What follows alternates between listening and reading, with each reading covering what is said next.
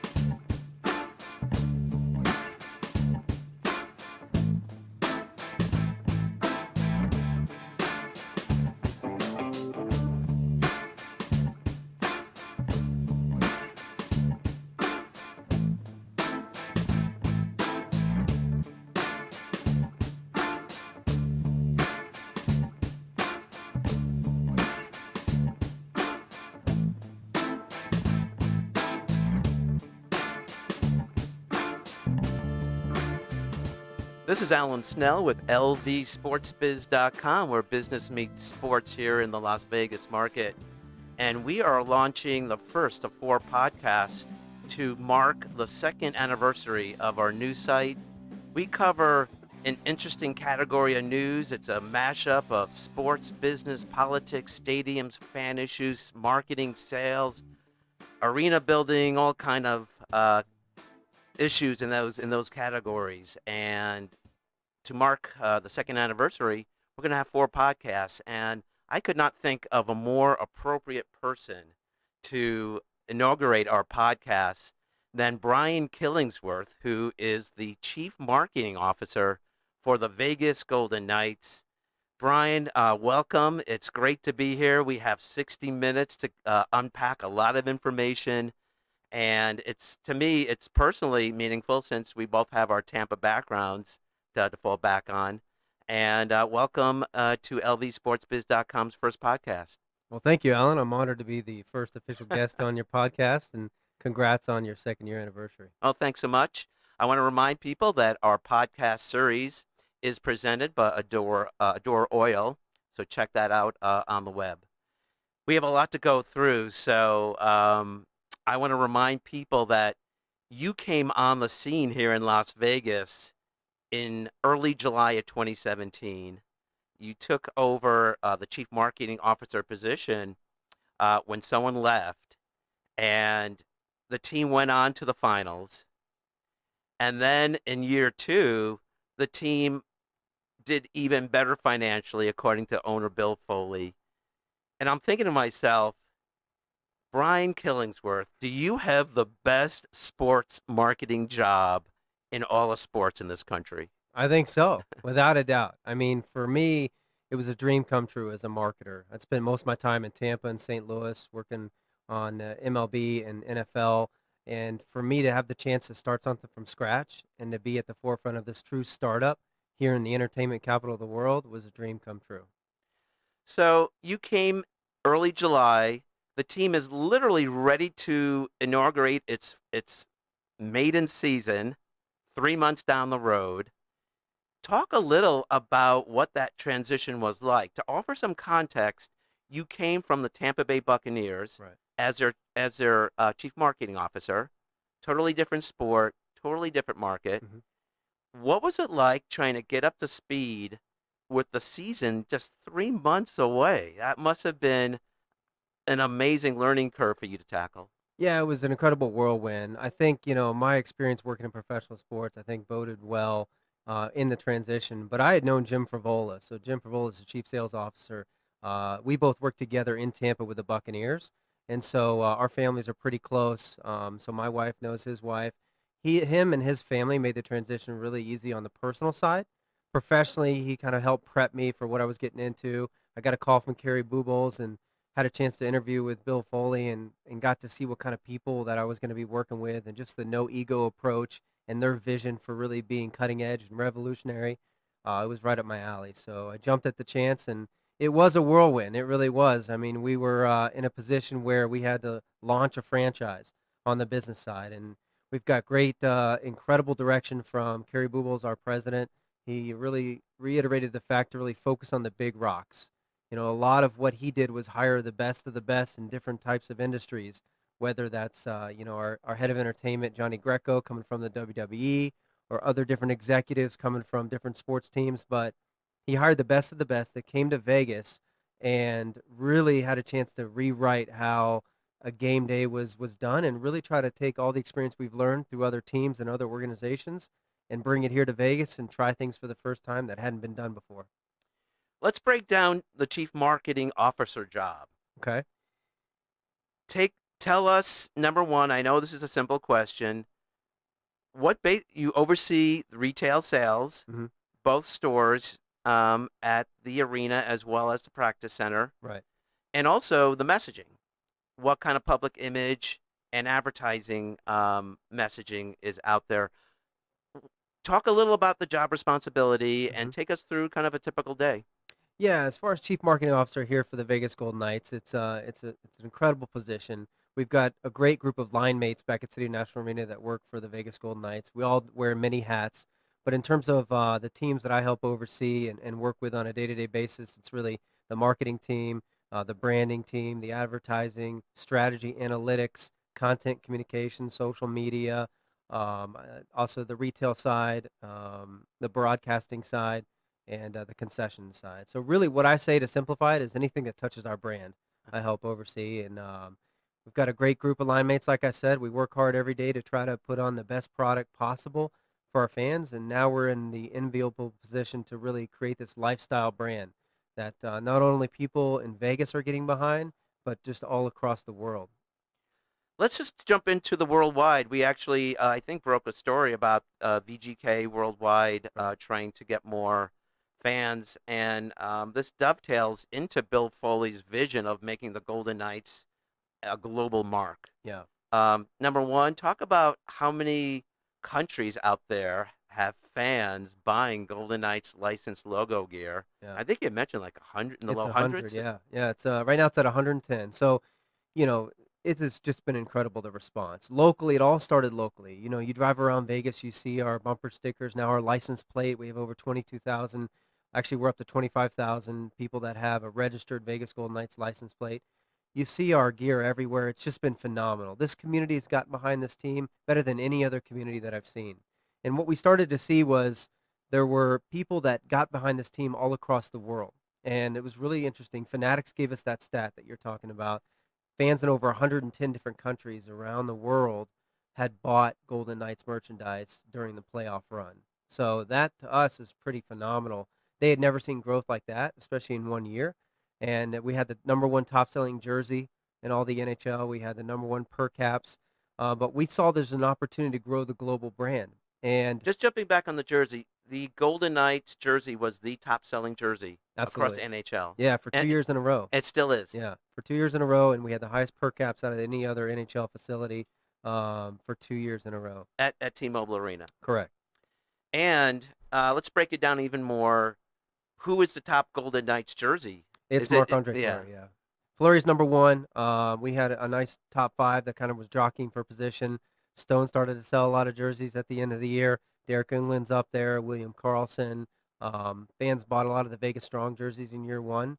And obviously it was special to them and meant a lot personally and emotionally with them. But the number one selling jersey, and we're pretty proud of that. All right, so I'm going to put you on the spot. Not really. I'm kind of curious about the one item that you thought was a Golden Knights branded item that just didn't hit the mark as much as you thought. Hmm.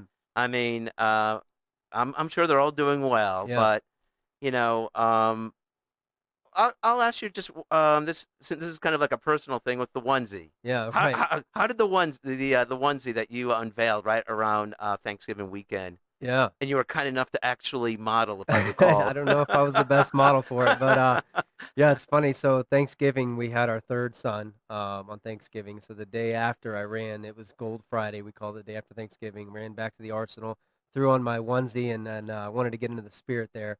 Onesie sold incredibly well. Okay.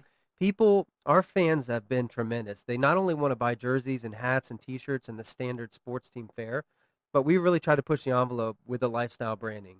We knew that fans wanted to wear and represent the Golden Knights in their daily lives. So we've done everything from a cycling kit that a lot of the cyclists here around the valley have worn. It's Vegas Golden Knights branded. We've done robes. We've done VGK wine. I guess the one item that I thought maybe might do a little bit well that didn't do maybe as well as I expected were the VGK cigars. We had some branded VGK cigars, and they sold pretty well, but they weren't, people come to the City I National remember when Arena. those came out. It was Yeah. around the same time. It was. They come to City National Arena not necessarily to have a cigar bar experience, so, but they still sold pretty well. So congratulations on your young one. Thank you. 6 months old. Yeah. As you mentioned, born right around that time. Yep. You went crazy around Thanksgiving time. And we were just talking before we went on air about the fact that you have a 9, a 6, and a newborn Right. 6-month-old. Right. Talk a little about how they're your unofficial kind of sounding board for some of the items and giving the kind of feedback that your kids give you on some of the Golden Knights logo gear. It's been incredible. So my kids have kind of grown up through sports teams, whether it's the Rays, Cruz. My oldest was born in Tampa, so I was with the Rays at the time. Then Finn, he's the 6-year-old, turning 6 next week. He was born in St. Louis, so when I was with the Rams.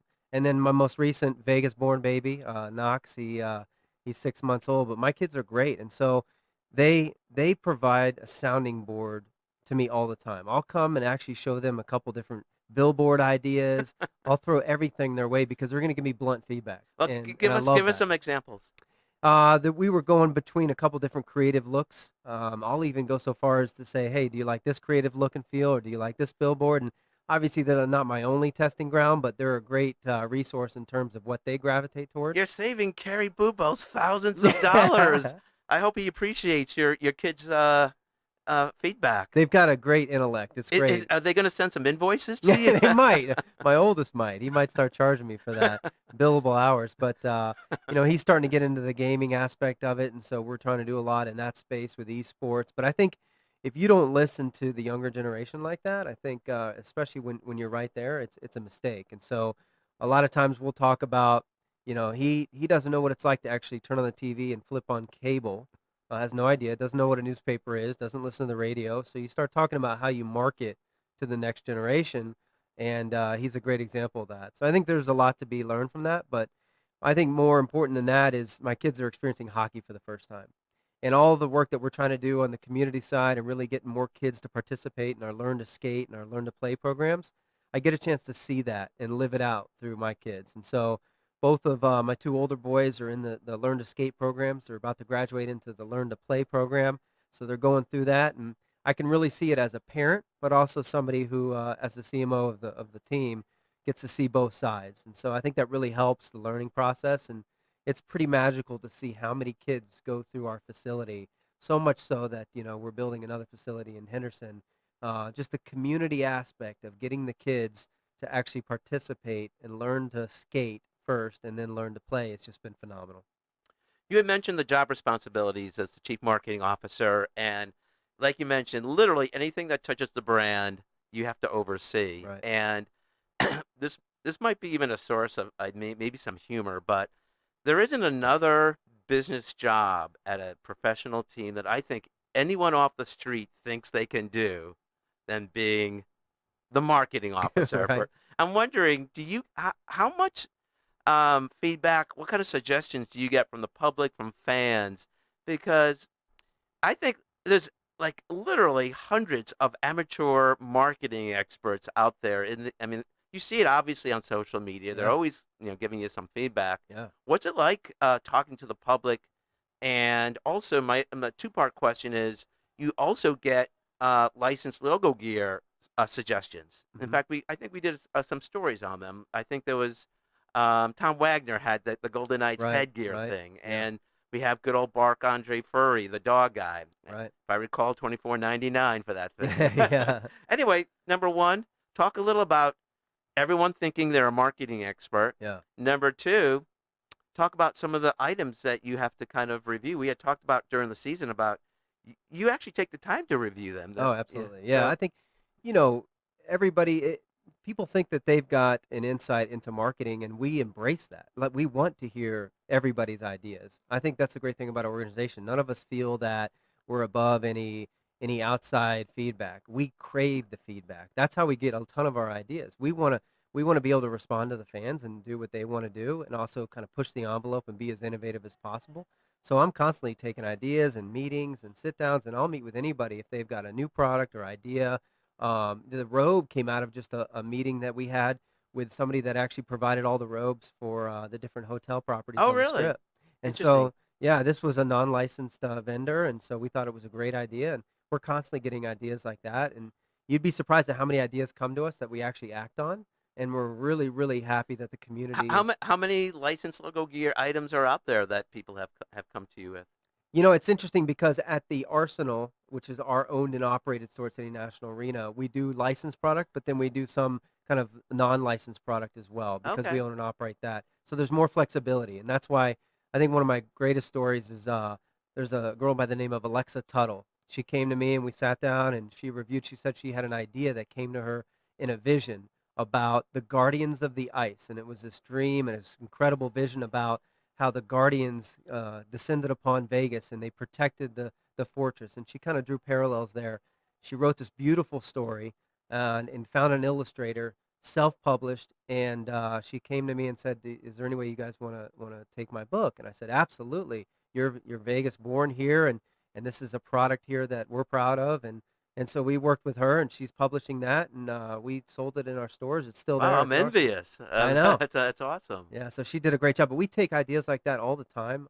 Feedback from fans is that if you can respond and react that way, you have to have a pulse on that.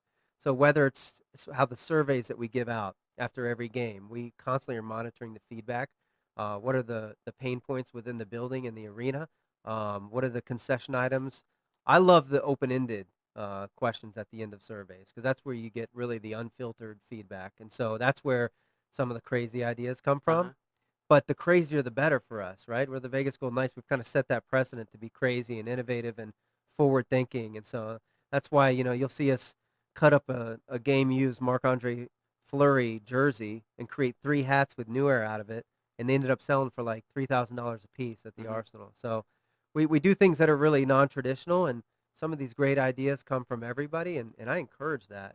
For me, it's, everybody, when the team wins, I look a lot smarter. So in terms of a marketer, and I think some of the things that I've gone through throughout the years with some of the teams that didn't perform as well helped mold me into a better marketer when you realize that sometimes you're in situations where you can't even market the players or the product on the field or ice. You have to really market the experience. And I think my time in Tampa and St. Louis helped serve me well because it was more about the experience and the family shared environment. And then when the team wins, it's just icing on the cake. So, Brian, you are a joy to interview. You create your own segues. Okay. And that's exactly what I wanted to talk to you about. We both share the experience of you being a marketer in the Tampa Bay market. I worked covering the business of sports for the Tampa Tribune. Right. And let's take a step back because I think there's some lessons to be applied to the Las Vegas market. Uh, I believe you mentioned that you were at what I recall as the Devil Rays Yep. from 2002 to 2012. Correct. So you saw kind of a down period and then like an incredible up period. The team making the World Series in 2008 in this miracle run, and now they're obviously having some tough times. Hmm. And then I believe you went on to the St. Louis Rams, Right. and then you came back and became the chief marketing officer for the Tampa Bay Buccaneers. Right. You had a very extended time in with the Devil Rays / Rays. Hmm. Talk a little about, your takeaways. We had talked, one way to get into it was that we had chatted a little about the similarities of the Tampa Bay Rays miracle run in '08. Hmm. They went from a last place team to the World Series, losing to the Phillies, I recall, Right. to 2017-18 with the Golden Knights. Obviously, a totally different setting, the role of October 1st, inaugural first season, but still unexpected. Talk a little about the experiences of and the lessons that you think you can apply, because right now we don't know any downtimes with Hmm. the Golden Knights. Right. The Rays, we had chatted about, they're trying to sell tickets for $5 in a flash sale. They can't even sell out their limited 27,000 seat, volume. Yeah. What did you take away from Tampa and the dealing with the Rays with these, broad swings of success on and off the field? Yeah, I grew up in Tampa, so to have the opportunity to work for your hometown team there when I graduated after I got my MBA from University of South Florida was a dream come true. I started running baseball camps for kids with the Tampa Bay Devil Rays then in 2002, and I got a chance to see going through that period between like '03 to '05, '06. It was really Those the are some worst. lean years. They were the worst team in the league for. Those were 100-loss They were. seasons, where I recall. Yeah, but what happens when you lose 100 games is you get the first pick in the draft the year after, and so it was a chance to accumulate guys like David Price and Evan Longoria and B.J. Upton, and you started to see it turn in '05, and so there was an ownership change. Stu Sternberg came on board and purchased the team from Vince Let's just take Naimoli. a step back and let's talk about the marketing. Yeah. What was your thought on changing the Devil Rays just to the Rays? It was an incredible experience to go through that. And so what Stu did is when he came on board in '05, one of the smartest things that I had a chance to see somebody do is he came in and he addressed the employees first before it got out to the public. And he handed each employee a work bag. And it had our logo with an under construction sign. And he handed everybody a work bag and a hard hat. So I all the remember employees had the I hard went hat. to the press conference. Yeah. I kept the hard hat for a while. Didn't quite make some of the moves, but I had Yeah. the hard hat for a while. Yeah, I still have it, but to me it meant let's start with the foundation. The foundation is the people, and he addressed that. He said everybody has a chance to. He's not going to fire anybody right off the bat. Everybody has a chance to prove themselves, so nobody should be worried or have any unnecessary anxiety. And then he said, I want to open it up, just like you said. I want to open up to ideas. What have you always wanted to do that you never had the chance to do working for this organization? And that's when you got to see ideas like free parking and you can bring your own food in. And, I give a lot of credit to Stu, and he kind of shook it up there in that market in '05. And, he set the foundation for what that was like. The cowbell, yeah, more cowbell. And then, like you said, the rebranding. And so going through that process personally was incredibly rewarding because I had a chance to really go through those meetings, whether or not what the team was going to be called, what the branding was going to look like. Stu really wanted to, at that time we went from like rainbow, the original rainbow, black and white, Right. to then green.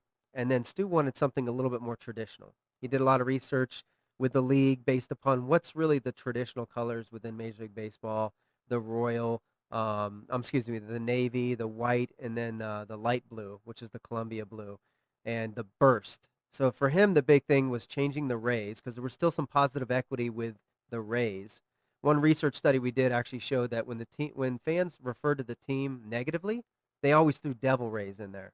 But when they referred to the team in a positive light, this was before we rebranded, they just dropped the Devil and they referred to the team as the Rays. It's almost like a literal semantic interpretation. Yeah, it really was. And so for us, we saw that, and we said there was some equity there, but let's change it, like Stu liked to say, from a bottom-dwelling fish to now a burst of energy. And so to actually go through that process was an incredible process, whittling it down to the final name of Rays. We had some other good prospects out there, Cannons, 9, a few others that were in consideration, but there was some equity with Rays.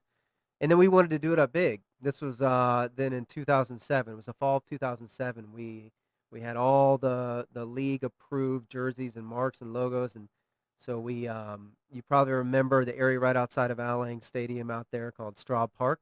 We took it over and we had this big ceremony. It's still one of my favorite highlights of my career. Working with Kerry Cox with the Rays at the time, and What was your formal title at the Rays at the time? Senior Director of Marketing Promotions. Okay.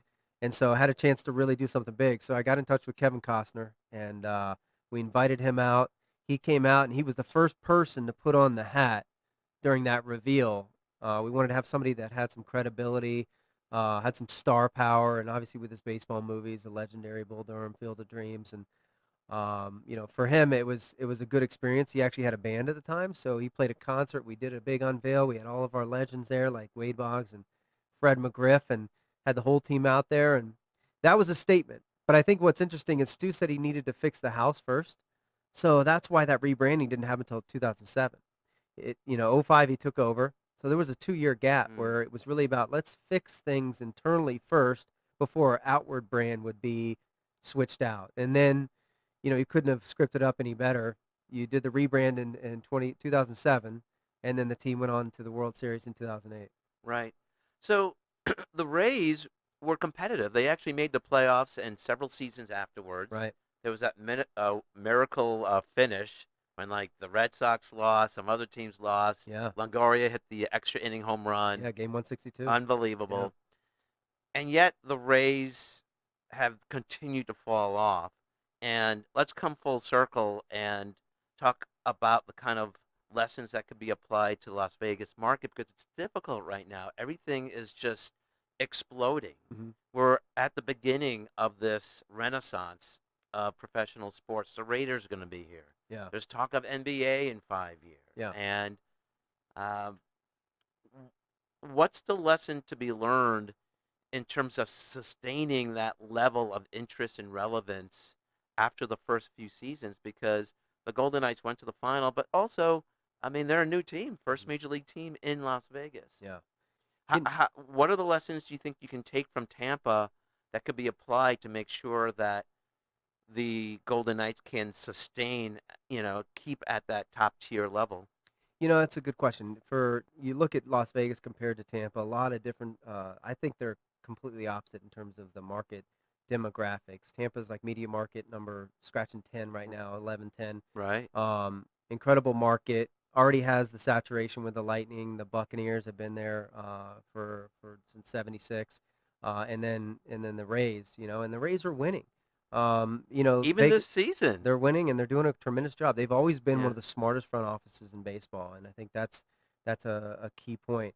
I think that the key difference is, not only are we proud of the fact we were the first major professional sports team, I think that makes a difference. We're also like almost 90% local.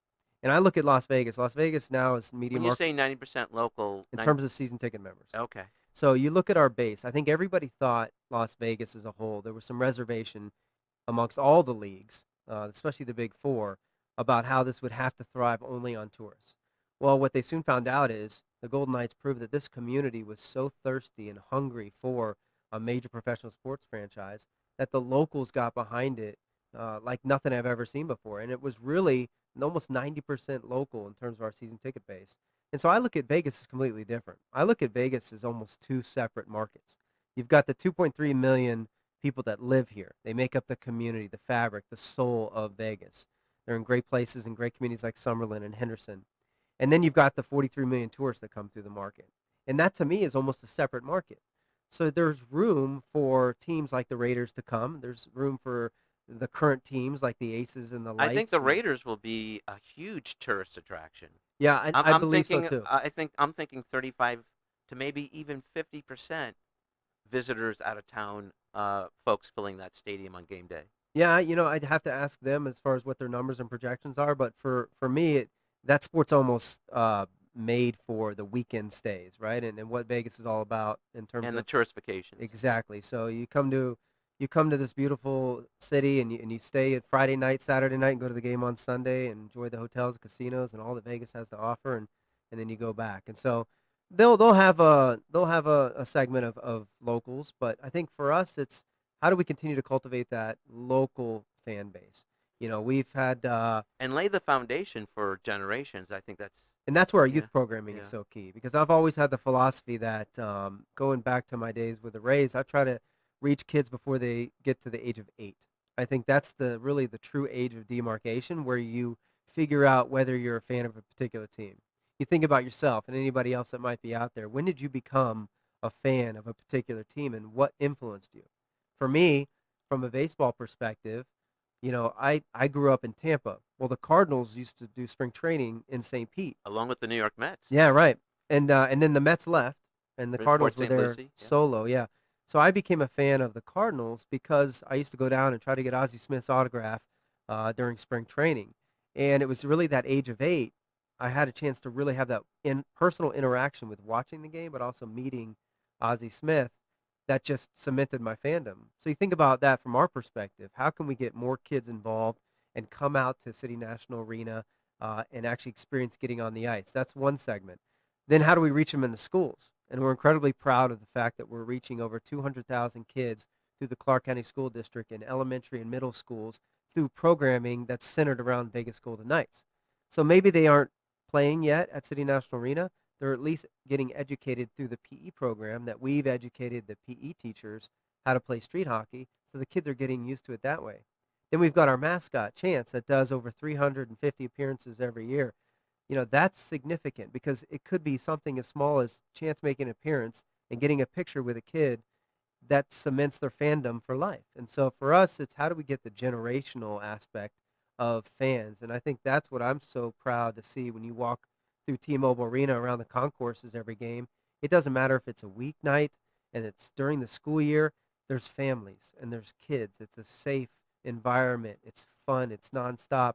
And just seeing the families and the diversity there is just so incredible to me because that's what it's all about. If we can get the kids, then they'll help bring the families into the mix and help convert some of those longtime, whether Red Wings fans or Penguins fans or wherever the parents might be from. But now we've really made a difference there. So, Brian, I really admire the fact that no matter what marketing idea comes by your desk or into your email, you just read them. You take it all in. And as we know, team owners tend to sometimes think that they're good at marketing too. And let's talk about the kind of the role of the owner in terms of your job. Bill Foley has been absolutely embraced here. Everything he's literally turned to platinum. Or gold. I thought you might throw that in there. Which is obviously why he's a force with this whole MLS soccer situation. He's attached to that now. Mm-hmm. But when you were at the Rays, and I did a story, so you don't have to say it. I actually did a story for the Tampa Tribune about the public relations mess that Vince Naimoli was. Mm. I mean, he was a little rough around the edges. And I was wondering when you have you have a juxtaposition of two very different kind of owners.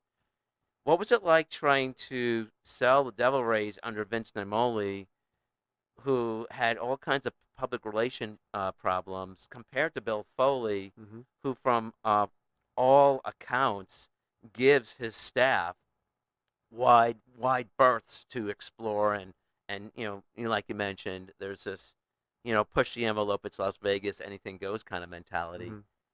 I mean, what was it like working for an owner that it was, kind of, he did have some PR issues? Yeah, I mean, living through that and going through that, Vince is incredibly passionate about the team. I mean, he would be somebody that would really, really, you could tell on a day-to-day basis, he hurt whenever the team would lose. He wore it on his sleeve. He was very involved in the day-to-day. We should tell listeners and viewers, Vince Naimoli was really the force behind the creation of the Devil Rays. Correct, and if it wasn't for Vince, the team would never have come to Tampa. And so right. The team was formed in 1998. Correct. Yeah, a lot of gratitude towards Vince for bringing baseball to the Bay, and he tried for a number of years to bring it there. But you won't find a guy who is more passionate about the team and about doing well. I think Vince, from his background and his career prior to owning the team, he had a way of doing business that worked for him in those industries. And he was somebody that was in the day-to-day, and that worked for some, didn't work for others, but nobody cared more than Vince. And so you could definitely see the pain that he went through, but he cared about his people for sure. What we tried to do as marketers during that time is really market the experience, and it was about family fun. For us at that time, there were guys. I remember we did a bobblehead promotion for a guy named Jason Tyner, who probably nobody's ever heard on this podcast, but very nice guy. Not many teams would roll out Jason Tyner as a bobblehead giveaway, but then we traded him about 2 days before the bobblehead was supposed to be given out. And so they were kept in lock and key, and now you could probably find them on eBay for a pretty penny. But there were things like that were happening constantly, Yeah. and so it was tough to kind of navigate. Just to fast forward to Bill and the working relationship we have, it's just been incredible. I mean, Bill is he's a visionary, a true visionary. I'm amazed every day by the sheer capacity he has to manage all of his businesses and remember the devil in the details of every single aspect of it. One of the big differences, Bill trusts his people. He empowers and trusts his people. So he's hired incredible people like George McPhee to run the hockey side and Kerry Bugles to run the business side. And he's empowered them to hire the right people in all areas of our business. And but Bill is present. He's active. He digs in when he needs to. He comes up with great ideas. A lot of the open was all his idea. His idea. I'm sorry, the open. It was Okay, his concept. okay. So he wanted a sword in the stone moment. That was his Right, vision. right. And many ideas come from Bill that we're blown away by, and our fans love those ideas. He's also somebody that isn't afraid to jump in a mean tweets video about chants at the end, and so we love that about him. He plays along really well with He does. with you guys, with your ideas. Oh, he's been tremendous, and he gives us the resources we need to do our jobs in an amazing way where we can be cutting edge and really truly innovative. And we're just blessed to have him here. And again, you won't find somebody else that cares more about this Las Vegas community. And he's here all the time.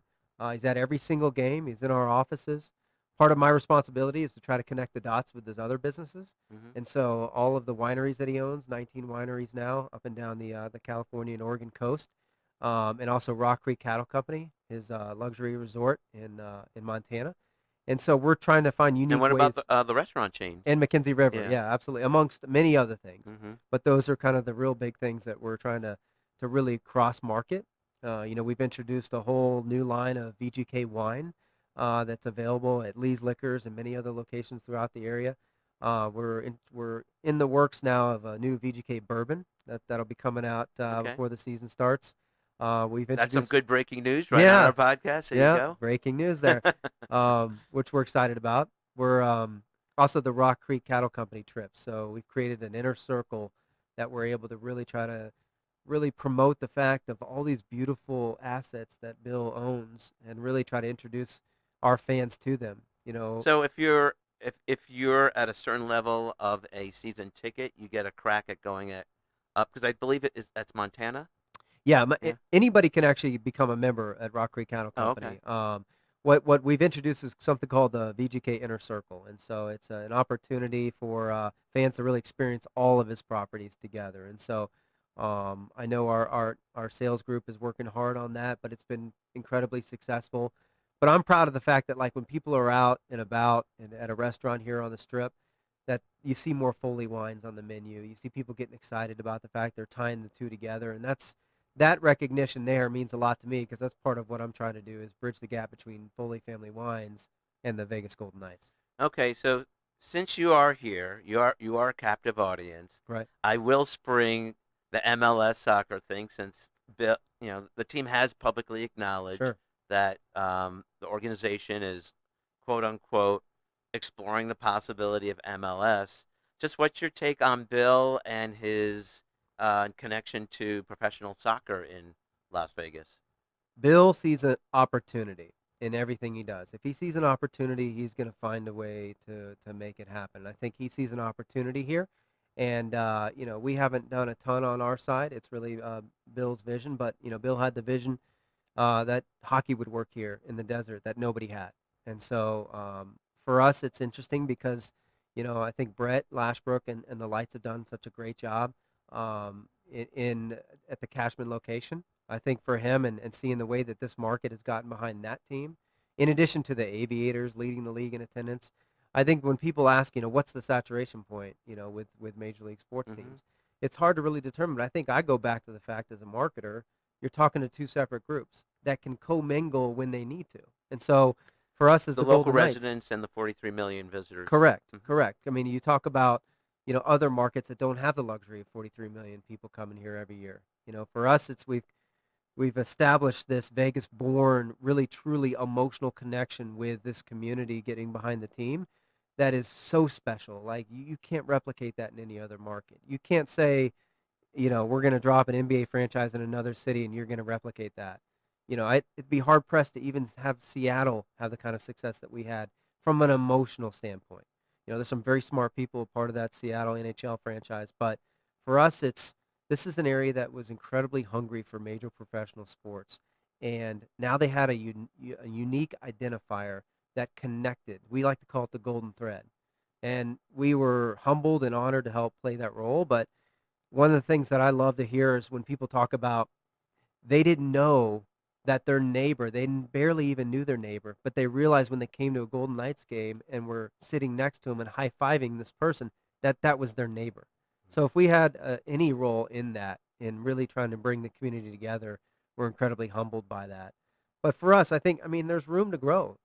We like to also say that Vegas is now becoming the sports and entertainment capital of the world. If you think about it, think about all that's happened here and is going to happen with the Raiders coming, with us, with the Lights, the Aces, the Aviators, the NBA Summer League. I mean, there's already a destination, and now it's becoming very, very rapidly the number one sports and entertainment destination in the world. So you mentioned the Seattle franchise. They'll be coming online in another couple of years. Right. Are they sending some folks down here to your office to kind of talk with you guys and snoop around and see Snoop. see what they can to pick up? I mean, again, two very different markets. Right. I mean, and also they're, I believe, renovating their key arena They are. to accommodate what could be maybe even for them another NBA team down the road. But right now they have hockey. Yeah. What is Seattle doing with you guys in terms of learning what your experience was like in terms of launching an NHL team? I mean, they're led by incredibly smart people, Oakview Capital and Tim and Todd Lywicki. I know a few Which folks, has an interesting connection to Tampa, too. correct, Yeah. with the Lightning and everything Yeah. Todd did with the Lightning. So he obviously is incredibly smart. He's proven that he can take a market and a sport that maybe was third in that market and really make it number one. So I'm excited to see what they do. I think there'll be some things that they'll look at us as best practices, but I think they're pretty confident in the talent they're bringing on board. I know a couple folks that have joined their team, and they're excited about it. They've got a little longer ramp now, which is good for them. They can really plan it out the right way. But really, if you look at, it's a really unique situation that we have here in Vegas. We have the opportunity to pull from world-class entertainment. You know, you won't find Cirque shows at intermission. You won't find Blue Man Group, in Seattle. There's a level of entertainment here that we have at our disposal, at our capacity, that we can pull from and really make this a show. We like to say it's not just a hockey game. This is a show. You want to come and when people talk like, what's the best show on the Strip? Well, it's the Vegas Golden Knights. Mm-hmm. That's how and that's our mentality, and that's how we look at it. We've had some conversations with Seattle, but now they're kind of slow rolling things as they got another year now, and it'll be interesting to see when they get off the ground. I'm excited. It's going to make the league stronger, and we're excited about that. So I'm always fascinated about, and I think Kerry has mentioned it at some public sessions as well about how literally anything can go. And has there been any kind of feedback where something, some kind of game presentation thing just you thought maybe didn't work out as well as you thought, where and do you feel like sometimes you can, because we have this anything goes kind of mentality, Right. you can kind of sometimes use that as kind of a cover, really. Yeah. I mean, talk a little about, the Las Vegas anything goes kind of mentality, and how sometimes it doesn't give you necessarily carte blanche to just do anything per se. Where are you guys in terms of like pushing the envelope? The envelope is really with innovation. So we push it every single day. I mean, for us, it's still we have to maintain the fact that we're Vegas, but we're about the Golden Knights. And what does the Knight mean? The Knight is the epitome of the warrior class. So that means the best of the best, and that's really what Bill's vision is. So you'll see us push the envelope from that perspective, not necessarily in other directions, but for us, that's important to really constantly be reevaluating and doing things a little different. Something as simple as a 50-50 raffle. Well, we call it 51-49 because we like to say the odds are better in Vegas. So for us, it's looking at every single thing that you do on the business side and the sports marketing side and do things differently. We've got some really, really interesting plans. Last year we had a season ticket holder party, and instead of just having it at T-Mobile Arena like we did in the first year, we ended up having it as a wine pairing event. So it was a Pinot and painting event, and we're really excited about that. It was at the Mandalay Bay. But it's just doing things different, and I think that our fans really get behind it. We made plenty of mistakes over the last 2 years in terms of, on the everyday business. But, those are some mistakes that we evaluate and we correct right away. But we've got this incredible culture that we've built where people feel like they can throw out the craziest idea and see if it sticks. And if there's that freedom to throw out ideas and execute off of them, then you'll have incredible creativity. And so I think that's what's exciting to me is when somebody has the craziest idea you've ever heard, we'll say, that's actually, there's something there. We might look into that. Let's actually try to build on top of it. And so, everything from, Max Pacioretty coming to town, we tried to contact all the different hotel and casino partners on the Strip to put up a welcome Max Pacioretty message as he came in, flying in on a helicopter. What other market can do that? But we had the chance to do that, and that's a wow moment. And we've had such great relationships in this market, and our partners and all the hotels and casinos have gotten behind the team. And you see Lady Liberty with our jersey up, and to have that relationship with this incredible world-class destination gives us some really freedom and autonomy to do some crazy stuff. So you oversee all the retail items, and I would think it's a fun job in the sense that it's one of the few physical objects that both little kids and adults both like. And I always get a kick, you see all these talk shows on TV. There's the bobblehead collection and Yeah. all the little tchotchkes, all the sports stuff going on. What are some of your personal favorite Brian Killingsworth items that you have?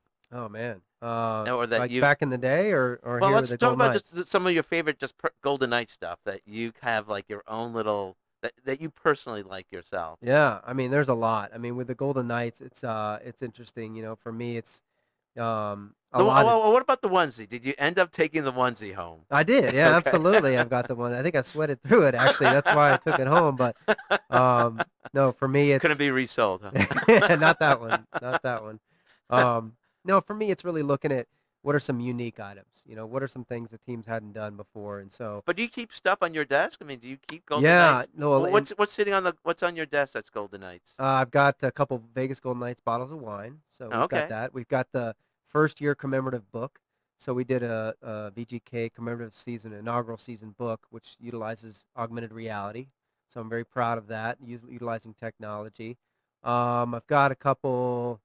My desk is pretty clean in terms of I don't like to keep a ton. When I was in Tampa, my wife used to say it looked like I was in a toy store because I had every single giveaway the Rays had ever done on my desk. And so I tried to go through this declutter phase, but I've got some stuff in the back of the office for sure. I've got a couple of unique things that mean a lot to me. Bryce Harper for the Phillies now, he actually put a logo on a Golden Knights logo on his bat that he used during games last year when he was with the Nationals. So we contacted the bat company, and they sent us a couple of Vegas Golden Knights bats. With the VGK logo on it? With the whole thing is Okay. VGK branded, so it's black, gold, and gray, and so that one's pretty special. For us, it's I've got a ton of hats in my office, some prototypes that we're working on that have like Kind of baseball hat styles? yeah, baseball hat styles with like really elevated gold, so really high end premium hats as well. So I'm definitely excited about that. Are you in charge with actually signing off on the freebies when the fans get these? There was, I think, Fan Appreciation Day. There was that little, the helmet, Yeah, the illuminated helmet. yeah. Um, bottom line is, do you sign off on those? I mean, do you have to sign off? I do, yeah, but they come from Kim Frank. So Kim Frank is our VP of Marketing and Community Relations, and so she and I collaborate, and she's come up with some incredible ideas. Even last year, we looked at the preseason games, the 4 preseason games, and we said, no other team has done a giveaway for a preseason game, but the 4 preseason games were an opportunity for us to sell a little bit more tickets. We had a little bit more inventory, so we did a collectible puck series, if you remember. Yeah. For the preseason games, which nobody was doing.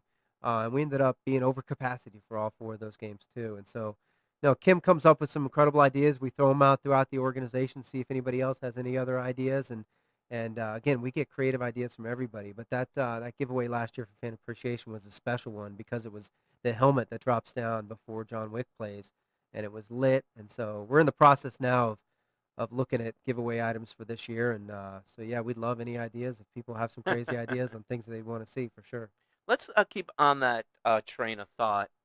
What is it about these items. I mean, let's face it, you know what the cost is per unit on these items. Yeah. They're not like thousands of dollars, Right. the giveaways. The Western Conference flag Right. or the car flags. They're not thousands of dollars. But what is it about some of these items? And let's talk about the emotional connection people have with these little physical tchotchkes where sometimes people will literally fight over them and get disappointed. Yeah. And we kind of joke about, I mean, we saw it obviously with the player posters. Yeah. There's a few, they'll remain nameless, but there are some fans out there who are a little enthusiastic about collecting those player game poster Yeah. stuff. Right. What is it about these items that seem to kind of get worm their way into our heart in terms of wanting to be attached to them? Well, we look at game day giveaways as a really special branding element because it's people taking a piece home with them that represents the fact that not only are they a fan of the team, but they were there for that game. And so that's a special memento. That's, gone are the ticket stubs, right? So we're digital ticketing. So it is that element of like, I was there. I had a chance to get the Derek England bobblehead or whatever it might be. Same is true with the posters.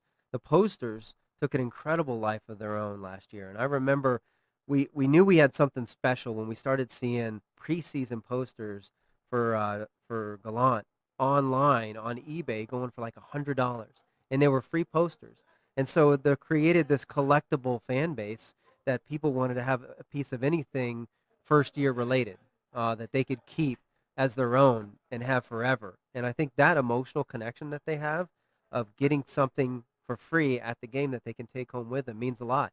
And I've always been a big promoter to giveaways. We used to do some really crazy ones in Tampa, whether it was, the Carlos Pena toothbrush holder, or the Zim bear was a fun one that we did with Zimmer's face on a bear. But, for me, that's another way and another brand extension that fans really get behind. But the posters was the next level. We ended up doing a special commemorative poster, if you remember, that showed all the different posters. And there was a line wrapped all the way around City National Arena at like 6 in the morning for people just to get that poster. So for us, it's this incredible appetite still that our fans have for anything Golden Knights related. And again, part of my job is just to keep up with that appetite. If people are buying the jerseys, buying the hats, how do we give them additional product and additional items to show their fandom that they can wear all throughout the year, that they could showcase and really, we've got golf bags with Golden Knights brand. We've got cheese cutting boards. We've got everything. And so for us, it's now we've got, pool floats and bathing suits. And so we try to be seasonal with it. And we try to really embrace the fact that we're a lifestyle brand and really trying to grow from that perspective. Before we wrap things up, I still want to get a little, we can do kind of a shallow dive anyway, into your path of going from an NFL team, the Tampa Bay Bucks, Right. and the NFL, let's face it, they are the 800-pound gorilla in professional sports in the United States, to the NHL, which obviously, I wouldn't call it a niche sport, but it obviously, the TV ratings obviously are a fraction of what the NFL is. What was it like making this transition of going from the NFL, Mm-hmm. high-profile league, to the Vegas Golden Knights? I mean, granted, the Buccaneers, they were, how many years were you at? 2 years there and 3 years in St. Louis with the Rams. Okay, and you were in the Rams as well. Right. What was it like going from the NFL, very high profile, Mm-hmm. and the Raiders are coming, so Right. maybe you'll get like some of your old colleagues, coming through. But Yeah. what was it like going from the NFL, big, very high profile, to the NHL? Granted, the Golden Knights were a new team, a lot of buzz around the franchise. Obviously, Mm-hmm. wasn't like you were going to, whatever, Columbus or Dallas Right. or Anaheim. What was it like making that transition, NFL to NHL? Yeah, I mean, for me, it was. It even started earlier than that, right? With going from MLB and 81 home games, then going to the NFL when you're really talking about 10 home games if you count the preseason. So it's an interesting dynamic because the NFL is, like you said, the 800-pound gorilla, they are losing a lot of participation at the youth level. Obviously, the threat of concussions was something we were trying to continue to overcome and do more research from that perspective. Um, the NFL is a great TV product, probably the number one sport to watch on TV. The live experience, depending on where you're sitting, is a little bit tougher. When I moved to hockey, I got a chance to see the best live event experience in sports. It's incredible. There's nothing like it. The TV is a great way to supplement the live experience, but when you're there at T-Mobile Arena and it's nonstop, it's fast-paced, you're on the edge of your seat the entire time, and then we try to fill all the downtime with incredible entertainment. It is a true show. And so going from the NFL and some of the things that I learned in Major League Baseball and the NFL and then coming to the NHL, um, it was a great transition. I mean, you walk around this market. I was a part of some teams that have struggled in St. Louis and in Tampa. I was there when, one of my first things was really trying to market Jameis Winston in the draft when he came on Right, board. that was a highly controversial situation. It was. And so, one of the first things our strategy was to really integrate him in the community. We wanted to showcase him in the community. We wanted him to be active and involved in the schools and with kids, and he has a true passion for kids. Um, I think what the NHL, if you actually look at the players, and there's this hockey culture that everybody would talk about before I got here that I didn't really understand until I was in it. But there's this incredible hockey culture that I got a chance to see and witness firsthand after 1 October, where all of our players dropped everything they were doing for the first week that they were getting ready. The opening week, both the full Tuesday and Wednesday before the game on Thursday, they dropped everything and they served this community the best that they could, and they were present and they cared. And I think that the hockey culture and what that means that you see people like Derek England and William Carlson and guys like that all around the community. Ryan Reeves, you see him at Smith's, you see him at Lifetime. They're around, they're present, they're there with their families, they're approachable. And I think that's what's different about the hockey culture. And I've really, really embraced that.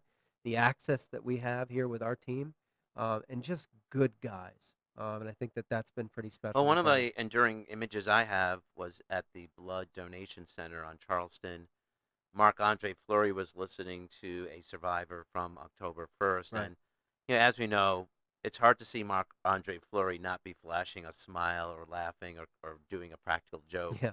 And there he was, very solemn, stern-faced, stoic, listening. And that was a side of Fleury you just don't see. Right. And that was, to me, one of the lasting images I have, as you mentioned, the days leading up to the start of the regular season. Yeah. I mean, that whole event rocked all of us to the core here in this community. And we were immediately thrust in responsible for helping this community heal based upon when our game schedule was. And then we really, really wanted to take a leadership role with that to try to help the healing process. But I've been incredibly proud of the way the whole organization got behind that effort. And really it was not about hockey. It wasn't about the Golden Knights. It was about this community and helping it heal. And that was my professional highlight, my milestone that will never be replicated. It was such an amazing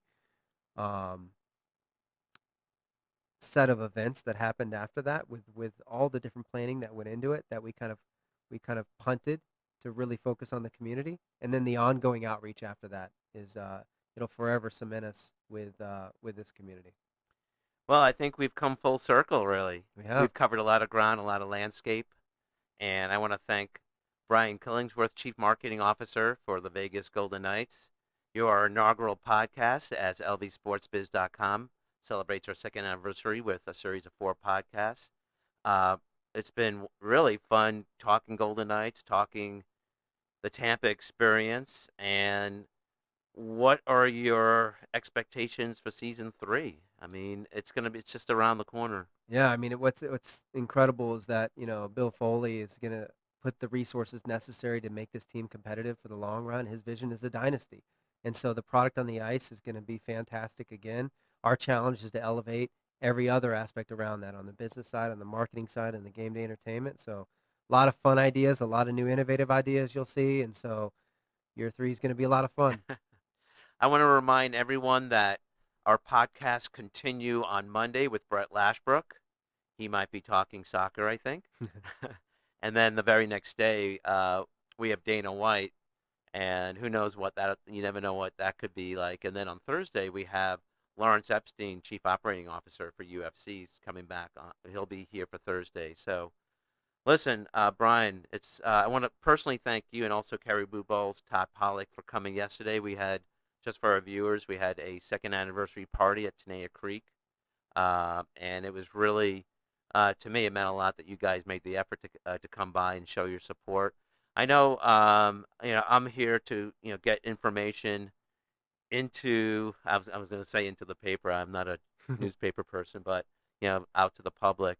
So, I appreciate the fact that you understand that sometimes I have to be kind of a pest and a bug to get information. And I'm glad we both have, I think, a professional relationship and also a solid friendship as well, and we can exist on both levels. Well, congrats Yeah. on what you've built here, and we're proud of you, and you've always been fair and with us, and you cover us extremely well. So thank you and congrats, and appreciate you letting me be the first. Yeah, thanks so much. I want to remind everyone that our presenting sponsor is Adore Oil. And I want to thank Juan for doing a terrific job hosting and producing the inaugural podcast for LVSportsBiz.com. So see you on Monday. Brett Lashbrook will be here at 7 o'clock.